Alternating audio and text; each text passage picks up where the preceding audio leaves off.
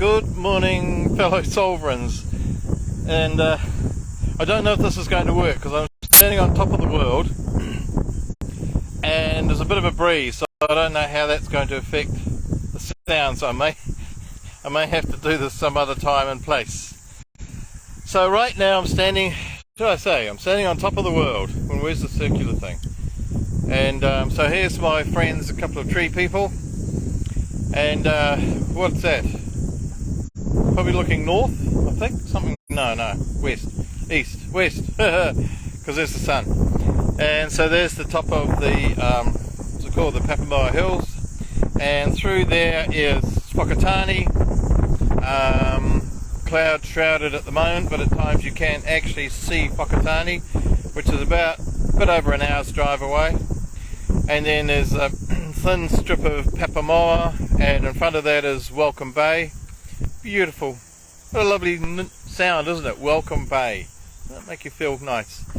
You may not be able to see the island, the misty island out there, Tuhua. Had a magic week out there some years ago. Brilliant place.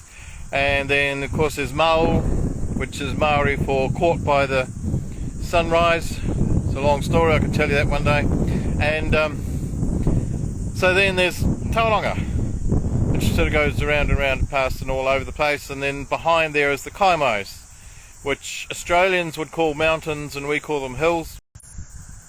And so we just keep on going out there. I don't know what you can see because I got the sun in my face and it's reflecting off the phone. And I'm in a funny state today. I've had it before, but not often. So, I think all my life I have been telling myself I've wanted peace. That's my overwhelming desire, to have peace. But I've done everything for 60-ish years to not have peace. And I think there's some sort of story I've told myself, and I'm sure other people have told themselves, that peace is boring. And so we create all these dramas. And we wonder why we end up with, I don't know, illnesses and relationships that fall over and jobs that we don't like, and I don't know, we end up with horrible neighbours and we end up with all sorts of things that we don't like. And the realization comes eventually that we made them all. We built all these outside circumstances to make us not peaceful.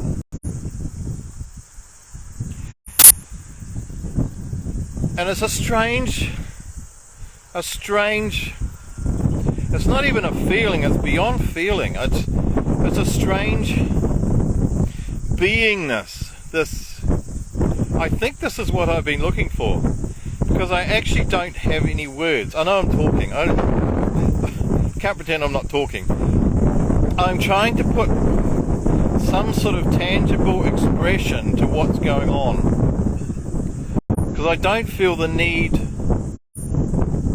to do anything. I can't feel the need to judge anything. I know that so often, whether I'm in a supermarket or I'm in someone else's house or I'm somewhere, I don't know, where there's people, and I'm constantly judging their clothes and their looks and their overweightness, or they're too skinny, or the way they set their houses out, or their houses are too whatever, too tidy, too untidy, whatever.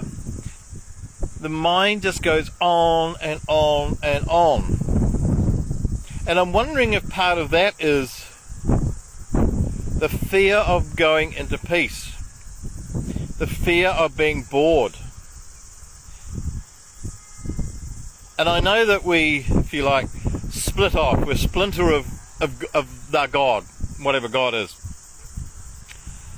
of the oneness. And so we try to create difference. And in creating difference, in pretending to create difference, we judge. So we say someone else is different from me, therefore there's difference. So I want to see a difference out there. There ain't no difference. I'm really struggling with. I'm peaceful. I can't find another word for it.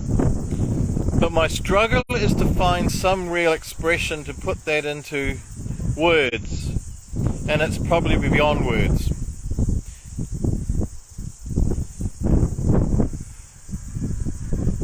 So I'm just trying to come to terms with the idea that I have I have used these 60 odd years pretending I wanted peace, but actually wanting non-peace, because there was this part of me that thought peace is going to be so boring. And I've got to tell you, it's not. It's not boring, and it's not boring. It just is. And it's not something I wish to move out of. I'm sure I will. I'm sure that part of me that loves drama will step in. Well, I'll let it step in.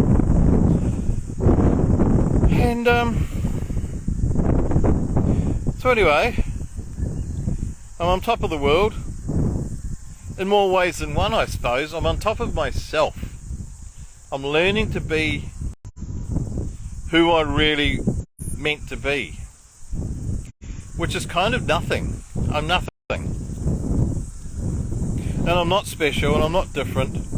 I'm just this tiny speck in the cosmos, experiencing itself through a multitude of experiences, a multitude of relationships in all sorts of ways, from parents to teachers to employers to lovers to friends to whatever.